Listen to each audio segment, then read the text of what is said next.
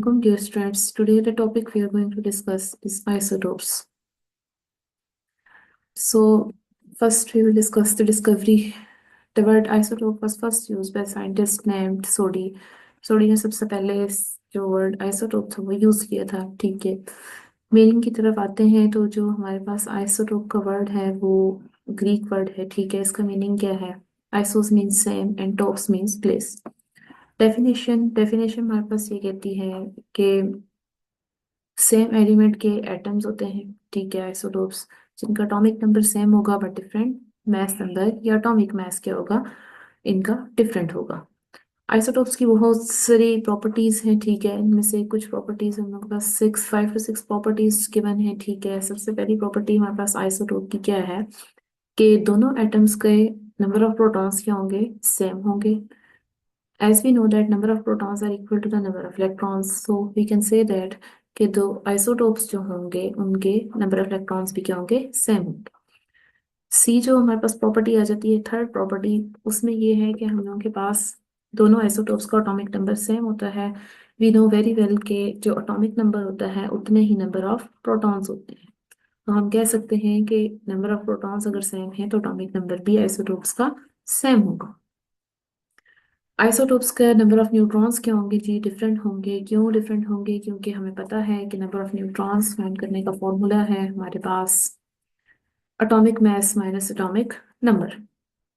So number of neutrons क्या होंगे? Different होंगे। एटॉमिक मैसेस दोनों के डिफरेंट होंगे। सो हम कह सकते हैं कि total number of protons and total number of protons और न्यूट्रॉन्स क्या होंगे? डिफरेंट होंगे। ठीक है, जो लास्ट प्रॉपर्टी हमारे पास आइसोटोप की आती है उसमें ये है कि हमारे पास आइसोटोप्स की सेम केमिकल प्रॉपर्टीज होंगी लेकिन फिजिकल प्रॉपर्टीज इनकी क्या होती हैं? डिफरेंट होती है। मींस इनके फिजिकल स्टेट होगी, इनके मेल्टिंग पॉइंट होगी, बॉइलिंग पॉइंट होगी, कलर वगैरह। Okay, we will discuss isotopes of different elements here, that is isotopes of hydrogen, carbon, and chlorine. So first, we will discuss the isotopes of hydrogen. We know very well that hydrogen has three isotopes. First isotope of hydrogen is protium. Protium, it has no neutron because there is only one proton and one electron, and no neutron is present. अच्छा, जितनी भी हमारे इर्द गिर्द hydrogen नजर आती है वो क्या है? हमारे पास प्रोटियम है। इसका सिंबल क्या होता है? हमारे पास वन एटॉमिक मास है और वन एटॉमिक नंबर है इसका। ठीक है, हमारे पास प्रोटियम क्या है? कलरलेस, ऑर्डरलेस और टेस्टलेस गैस होती है। वाटर के अंदर ये इनसॉल्युबल होगी और हाई इन्फ्लेमेबल गैस है, मीन्स जल्दी आग पकड़ लेती है।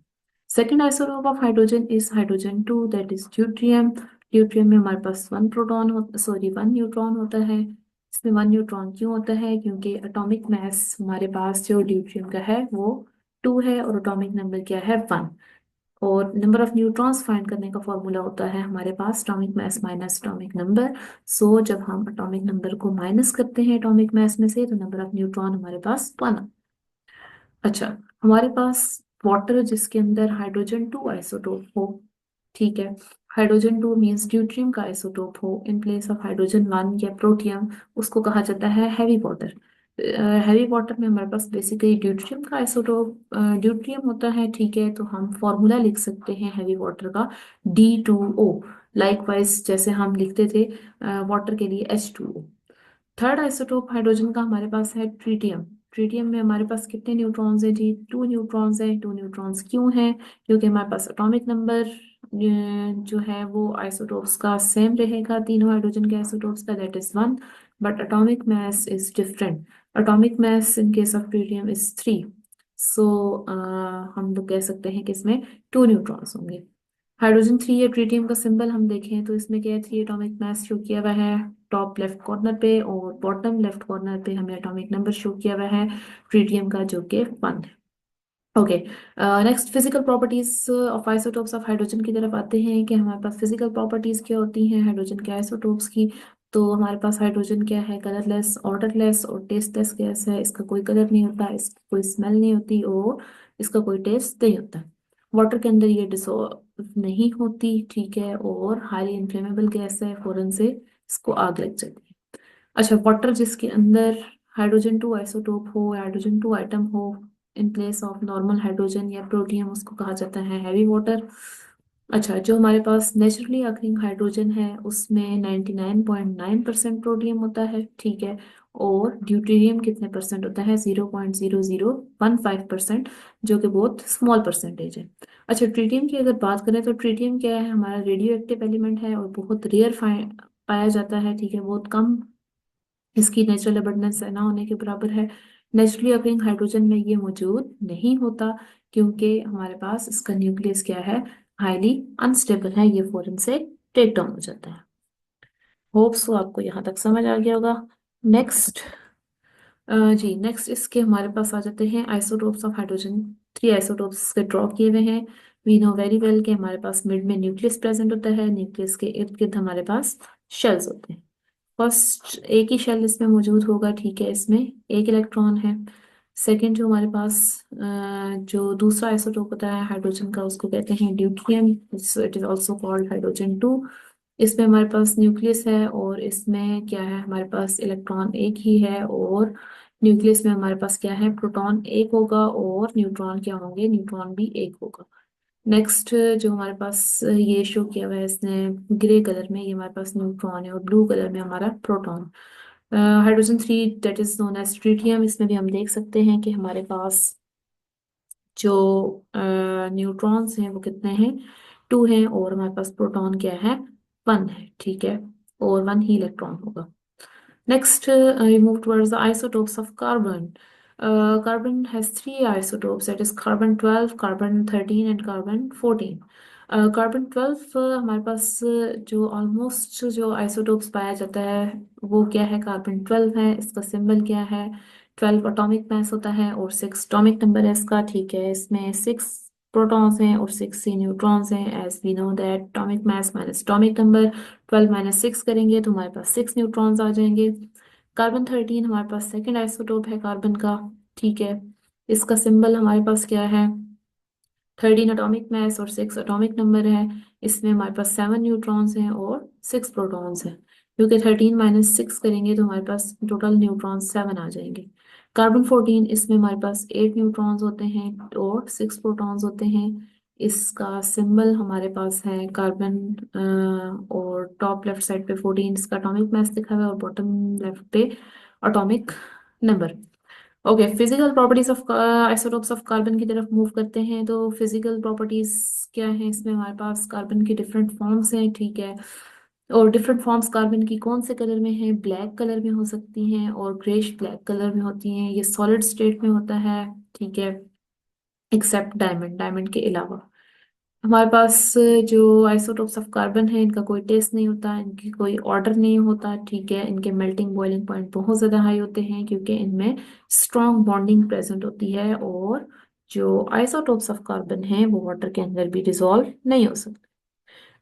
3 isotopes of carbon 12, you can see in figure that 6 protons and 6 neutrons are present in the nucleus of carbon 12. This first figure, that is carbon 12, it shows 6 protons and 6 neutrons in the nucleus, and 6 electrons are present in the shells, that is around the nucleus. In case of carbon 13, you can see that 6 electrons are present because there are 6 protons in the nucleus. We know very well that number of protons are equal to the number of electrons. So if 6 protons are in the nucleus, it means 6 electrons are present in the shells around the nucleus. And number of neutrons will be 7 because कि हमारे पास carbon 13 का isotope है, तो 13 - 6 हम करेंगे, atomic number से minus करेंगे तो हमारे पास 7 न्यूट्रॉन्स आते हैं।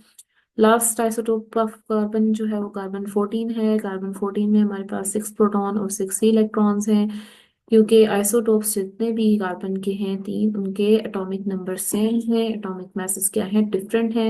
एटॉमिक मैसेज डिफरेंट होने की वजह से नंबर ऑफ न्यूट्रॉन्स भी हमारे कार्बन 14 में कितने होंगे?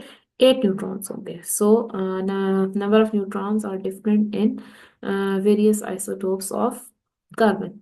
कार्बन 12, कार्बन 13, कार्बन 14 तीनों में आइसोटोप्स क्या होंगे? Different. Number of neutrons different होंगे। Okay, next is isotopes of chlorine. Chlorine is the most important element. It's the most important halogen.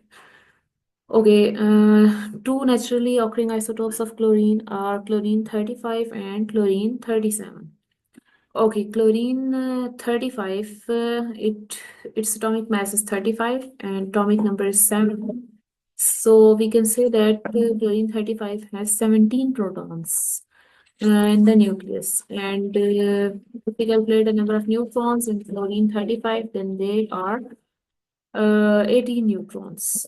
Chlorine 37, it's the second isotope of chlorine having atomic mass of 37 and atomic number of 17. We know that we have studied in the at the start the definition of isotopes that they have same atomic number but they have different atomic masses. So the number of neutrons will be different. That is, chlorine 37 has 20 neutrons present in the nucleus. So, natural abundance is that chlorine 35 is its occurrence in nature is about 75%, and chlorine 37 is 25%, means chlorine 35 is having highest percentage in the uh, nature. That's 75% as compared to chlorine 37.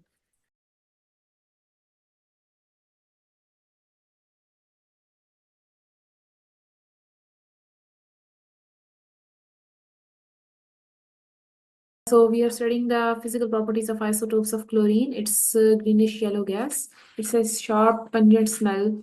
It has irritating smell. It is fairly soluble in water, means a little bit soluble in water to a higher extent. Sorry, it's soluble in water. Next is the structure of chlorine 35 and chlorine 37 isotope. We can see in its structure that there are 17 protons and 18 neutrons in chlorine 35, and proton equal to 17 and neutron equal to 20 in chlorine 37 isotopes. Next are the isotopes of uranium, that is the radioactive element. There are three isotopes, that is U-234, U-235, and U-238. All are having same atomic number, that is 92.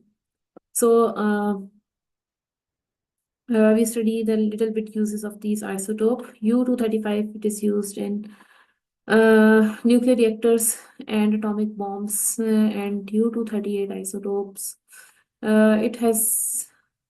It lacks the properties necessary for these applications, means U-238 cannot be used in atomic bomb because it does not have these properties like U-235. And U-234 occurrence in nature is very rare. Natural abundance, you can see that U-234 is a natural abundance is about 0.006%. U-235 natural abundance is 0.72%, and U-235 is 99.27%. Okay, U-238 decays or broke down into thorium-234, and when it breaks down into thorium-234, it also emit alpha particles. Now the question arises here, why it emit alpha particle? It will be answered soon. First, understand what alpha particle basically is. Alpha particles are basically helium nuclei, and they are double positively charged, means they have +2 charge. So here alpha particles are emitted because जब हम देखते हैं कि U-238 break हो रहा है थोरियम-234 में, ठीक है, सो हमारे पास एटॉमिक मास में कितना नंबर प्लस किया जाए कि हमारे पास 238 आ जाए. सो 4 ही वो डिजिट है जिसको प्लस किया जाए तो हमारे पास U-238 आ सकता है. और नीचे एटॉमिक नंबर यूरेनियम का 292 है, ठीक है, थोरियम कितना है 90 है, मीन्स हमारे पास एटॉमिक नंबर 2 यूनिट से कम हो रहा है, ठीक है. सो जो हमारे पास एटॉमिक नंबर 2 यूनिट से कम हो रहा है वो क्या होगा, हमारे पास 2 एडअप हो जाएगा किसमें, हीलियम में, मीन्स एटॉमिक नंबर हम लोग जो सेकंड स्पीशी बनेगी अल्फा पार्टिकल्स जो बनेंगे थोरियम के साथ, उनको क्या लिखेंगे, 2 लिखेंगे. ओके, U-235 की जो फिशन है, ये ब्रेक डाउन है, ठीक है. वो क्या देता है, हमारे पास एक स्मॉलर न्यूक्लियाई आता है, न्यूट्रॉन एमिट होता है और साथ में एनर्जी एमिट होती है. जो हमारे पास एनर्जी रिलीज होती है, ये न्यूक्लियर एनर्जी होती है. ये कितनी ज्यादा एनर्जी होती है हमारे पास, कि 1 kg U-235 को अगर ब्रेक डाउन किया जाए तो उससे जो केमिकल एनर्जी प्रोड्यूस होती है वो उस एनर्जी के इक्वल है जो उस टाइम रिलीज होती है जब हम 17,000 kg कोल को बर्न करें। मींस के U-235 में हमारे पास इतनी ज्यादा एनर्जी है जो कि 17,000 किलो कोयला बर्न करने पे हमें मिलती है। तो इसीलिए U-235 को इसने बोला हुआ है कि वो रेडियो एक्टिव है और एटॉमिक बॉम्ब्स वगैरह में भी यूज होता है। Now the question arises why isotopes have similar chemical properties. We know very well the chemical properties of elements depend upon number of protons and electrons. As we know that neutrons do not take part in any ordinary chemical reaction. So therefore isotopes of an element have similar chemical properties means that हमें पता है कि isotopes जो हैं उनके atomic numbers same होते हैं, उनके atomic masses क्या हैं, डिफरेंट है। जब atomic number सेम है तो हम कह सकते हैं atomic number basically proton number ही होता है। atomic number सेम है तो प्रोटॉन सेम होंगे, प्रोटॉन सेम होंगे तो we know very well number of protons equal to number of electrons in case of neutral atom. Number of proton same होंगे तो हमारे पास नंबर ऑफ इलेक्ट्रॉन्स भी सेम होंगे। जब दोनों ये चीजें सेम होंगी तो हमारे पास कह सकते हैं हम कि आइसोटोप ऑफ एन एलिमेंट जो है उनकी chemical properties similar. So the next is the uses of isotopes. Isotopes के यूजेस क्या क्या हैं हमारे पास।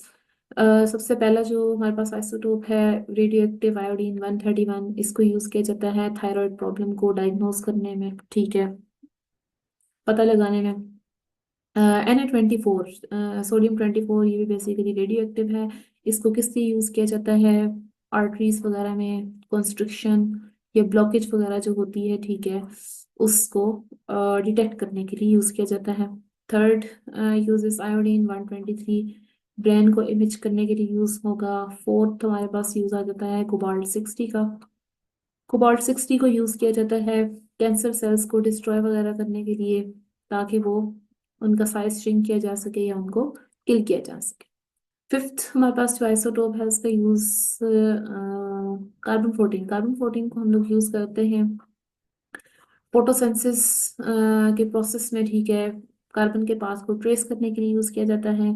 और रेडियो एक्टिव आइसोटोप्स जो हैं उनको कुछ को यूज किया जाता है मोलेकुलर स्ट्रक्चर को डिटरमिन करने के लिए। फॉर एग्जांपल सल्फर 35 जो है उसको थायोसल्फेट आयंस का स्ट्रक्चर डिटरमिन करने के लिए यूज करते हैं। सिक्स जो हमारे पास यूज है आइसोटोप का वो क्या है, हम लोगों के पास केमिकल रिएक्शंस वगैरह के मैकेनिज्म को अंडरस्टैंड करने के लिए, मींस किस तरह स्टेप वाइज वो प्रोसीड करते हैं इस चीज को अंडरस्टैंड करने के लिए यूज किया जाता है डिफरेंट रेडियो एक्टिव आइसोटोप्स को। मजीद कुछ हमारे पास रेडियो एक्टिव आइसोटोप्स हैं जिनको यूज किया जाता है रॉक्स वगैरह को डेट करने के लिए कि कितने हजार साल पुराने हैं, सॉइल्स वगैरह को, आर्कियोलॉजिकल ऑब्जेक्ट्स या ममीज वगैरह जो होती हैं, ठीक है, कि कितने 100 साल पुरानी है। इस चीज को इजीली ट्रेस किया जा सकता है by using different radio active isotopes. Thank you, this was all about today's lecture.